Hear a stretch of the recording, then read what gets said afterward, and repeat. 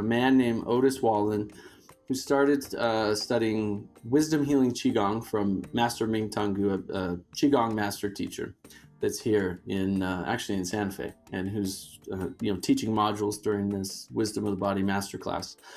And Otis was diagnosed with cancer, and he went into, so this is a good example of what you're talking about, right?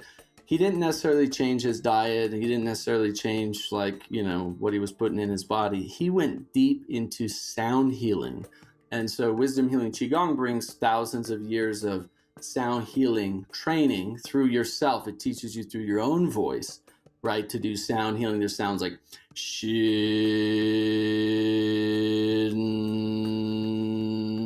right? We know a lot of the yogic sounds, right? Om, right? These kinds of sounds. It teaches you of what's called a 5-organ sound healing system, different sound, 3 sounds for every organ system in the body. So there's 15 sounds.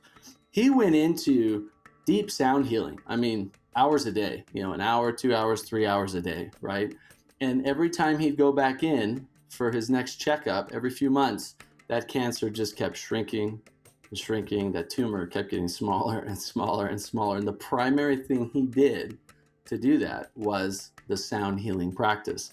So it took, I'm sure you have, hundreds, if not more, of incredible stories of people you've worked with. There's just one I can think of who that was his main thing, is sound healing, and literally watched the cancer continue to shrink and shrink and shrink. It got so small they were able to do some cryoablation, basically freeze it, and then it was gone. But along the way, he discovered through that process what caused the cancer in the first place. And it was this fear. He was holding on to this fear for so long. Fear of basically, the end of the world, the planet not being sustainable, people destroying the planet, because he's very much into sustainability and the environment. And he was able to finally let go of that at the same time, and then cancer was gone. And I thought, what an incredible story, right? What an incredible testament to the power of sound, and these sounds that we even hold in ourselves, and the sounds that you carry, with the tuning forks and things like that. So anyway, I wanted to share that.